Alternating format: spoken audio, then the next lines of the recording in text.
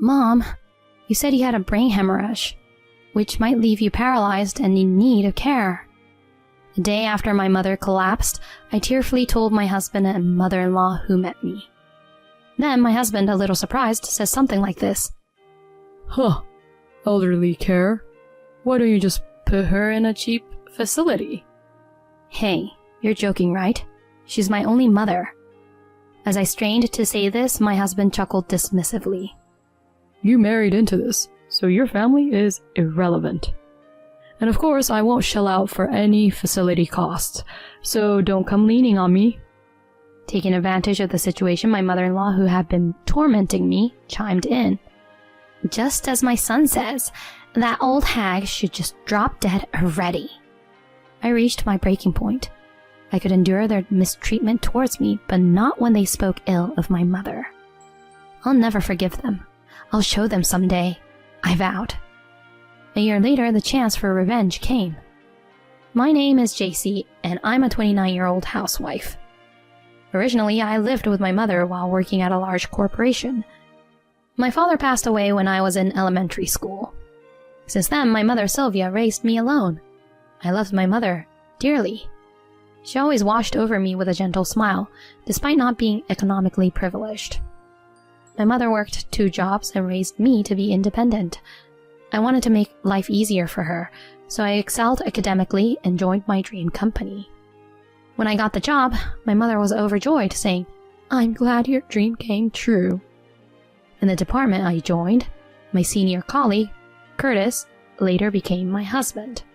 Curtis mentored me as a training supervisor, and our relationship grew intimate. We started going out for meals together, and our relationship officially began with his confession. Quiet and with little romantic experience, Curtis continuously took the lead with me. We progressed smoothly in our relationship, and he proposed to me when I was 26. JC, will you marry me? I'm sure I'll make you happy. Thank you, Curtis. As I blissfully put on the offered ring, Curtis spoke to me. Well then, I need to go and meet your mother, JC. Yes, I'm sure my mom will be happy too. Wrapped in Curtis's embrace, gazing at the nighttime panorama, I felt an overwhelming sense of bliss. After a while, we decided to visit my mother for the wedding announcement. Upon hearing the news, my mother teared up with joy. JC, I'm really happy for you. I'm truly delighted, dear. Oh, Mom, don't cry. Curtis, you've taken good care of my daughter. Please continue to make her happy. Upon hearing this, Curtis straightened his back and replied, Of course. I'll do my best to reassure you. You raised your daughter so well on your own. I will do my best. I looked at Curtis with such reassurance. The following week, it was time to visit Curtis's parents for the introduction. His parents were already divorced, and he was currently living with his mother in their family home. To avoid being disrespectful to my future mother-in-law, whom I was meeting for the first time, I paid attention to my attire and hairstyle. I prepared a high-quality gift of sweets and headed to my future in-law's house. Nice to meet you, I'm JC.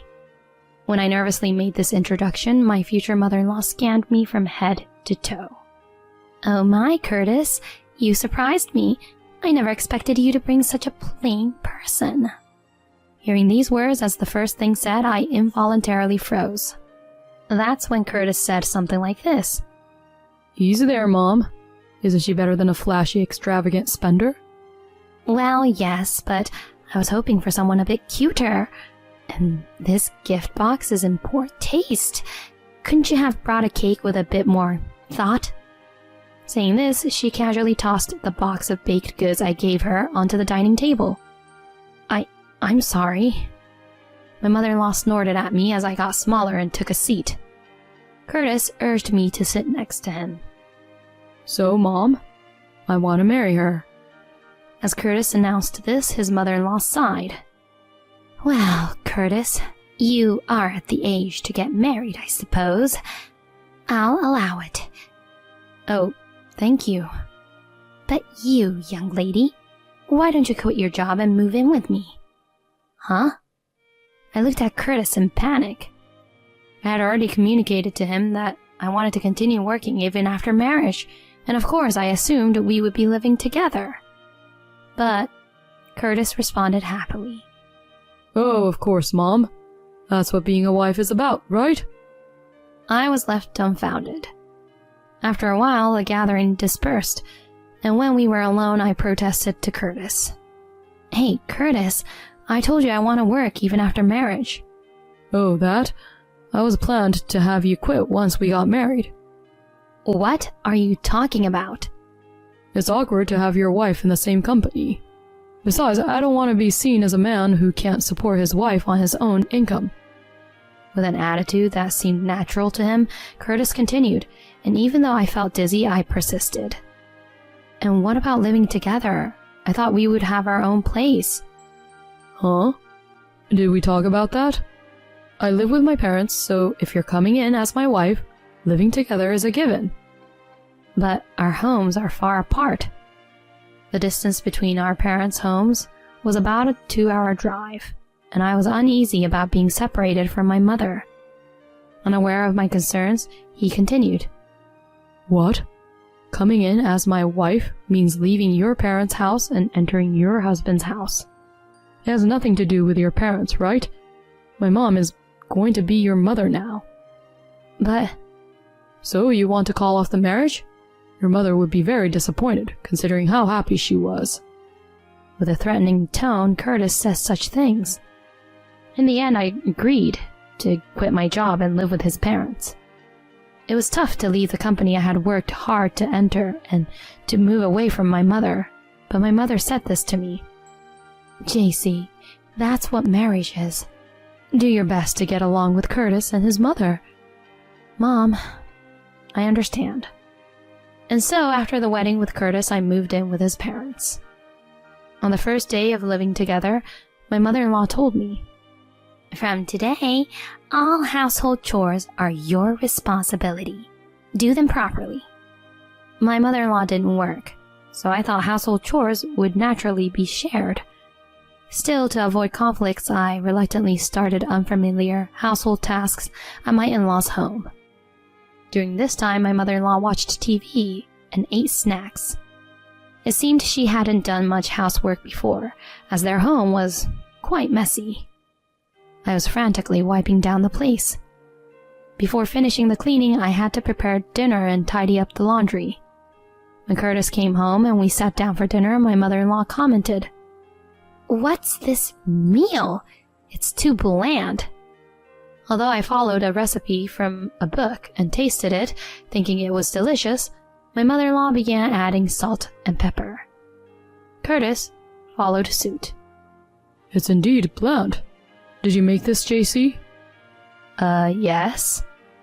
Mom, teach her the taste of the Smith family. You're a housewife, so at least cook properly. Yes. As I was scolded by Curtis, my mother-in-law looked pleased. After that, the harassment from my mother-in-law continued. I was constantly criticized for household matters. At times, she even made snide remarks about my mother, such as, "I wonder what she taught you at home."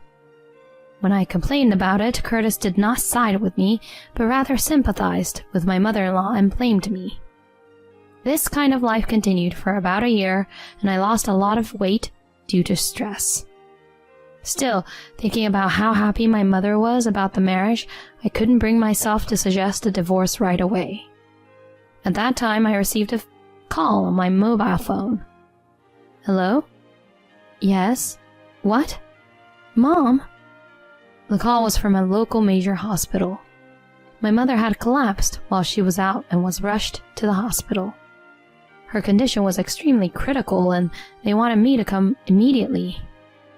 At that moment, my mother-in-law was out visiting a friend and Curtis was at work. I sent a message to Curtis and left a note for my mother-in-law, then hurriedly left the house. At the hospital, I was informed that my mother had suffered a cerebral hemorrhage. The surgery was successful, but there might be lingering paralysis in limbs or speech, and she might need additional caregiving. That's what the doctor told me. My mother had a cerebral hemorrhage? Needing caregiving? What should I do? While internally panicking, I continued holding my mother's hand.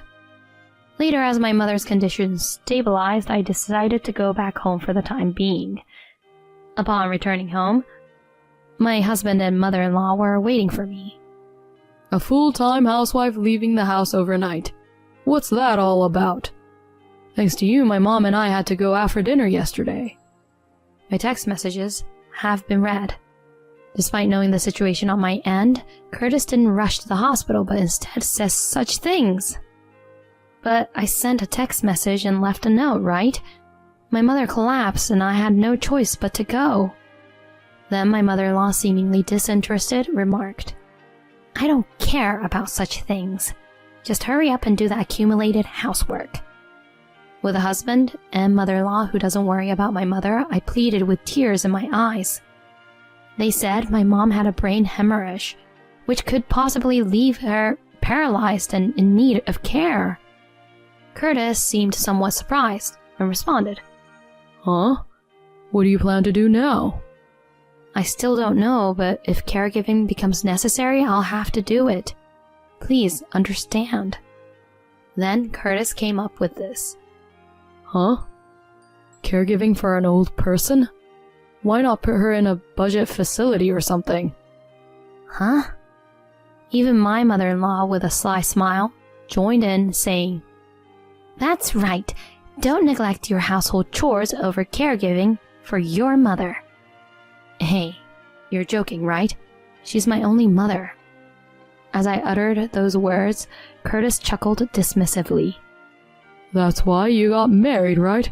Your family has nothing to do with us. Of course, I won't pay for any facility costs, so don't come relying on us. Even my mother-in-law, who had been tormenting me, took advantage of the situation. Curtis is right. That old hag should just drop dead. I reached my limit at that moment. I could endure their terrible treatment towards me, but I couldn't tolerate them speaking ill of my mother. I swore to never forgive them, and I vowed to show them someday. Silently, I turned on my heel and headed to my room. By then, my love for Curtis had completely vanished, leaving only intense hatred for my mother-in-law and husband. However, I couldn't act immediately. I didn't know what the future held for my mother, and I wasn't employed. I wanted to not only part ways with them, but also inflict some damage. Afterwards, despite complaints from my mother-in-law and husband, I continued visiting my mother in the hospital. Fortunately, her surgery went well, and the paralysis was mild. After about 6 months of rehabilitation, she was deemed fit for home care. JC, I'm sorry for causing you worry. Are you bothering Curtis or your mother-in-law? My mother, in the midst of her own struggles, was still concerned about my relationship with my in-laws. I could only hold her hand and smile. Meanwhile, at my in-laws' house, my mother-in-law and husband started criticizing me for neglecting household chores due to my mother's situation. Don't slack off on housework just because of your mother. What kind of daughter-in-law are you? My mother-in-law glared at me as I silently did the housework. Curtis joined in. Yeah, it was tough back then, huh, Mom? I'm sorry for marrying a woman who lacks self-awareness. That's right, Curtis. That's why I opposed the marriage. I should have thought more. I'm sorry for causing trouble for you, Mom. It's not your fault, Curtis. It's all because that woman is a failure. I acted as if I didn't hear their words. Gradually, I stopped talking in this house and became like a household robot. Despite that, my mother-in-law and husband continued their verbal abuse without a care. Meanwhile, I recorded their rants and continued to study for my certifications. I was determined to be able to support myself even after parting ways with Curtis. I kept trying, sometimes in between chores, sometimes even cutting back on my sleeping hours. About a year after my mother fell ill, while doing housework, my phone rang. Are you Mrs. Curtis Smith? Actually, it was an employee from Curtis's company who delivered the message with a tense voice. Curtis had been involved in a traffic accident while out on business and was urgently transported to the hospital. After hanging up the phone, I calmly informed my mother-in-law of the hospital where he was admitted. Curtis had an accident? I must go immediately. You prepare for his hospitalization and come right away, understood? My mother-in-law rushed out of the house with a changed expression. On the other hand, I remained quite composed. I took care of some errands and returned home, enjoying a rare night alone. The next day, I leisurely woke up and headed to Curtis's hospital. As soon as I opened the door to the hospital room, my mother-in-law's angry shouts greeted me. Too late! What are you doing when Curtis is in such a critical condition? I ignored her and approached Curtis's bed. Curtis weakly opened his eyes. Curtis is partially paralyzed. His spine was injured in the accident. My mother-in-law began crying beside the bed, and Curtis meekly spoke. It turned out like this, but I want to go home.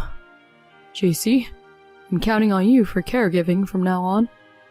Ignoring his words, I smiled and took something out of my bag. It was the divorce agreement I had received the day before.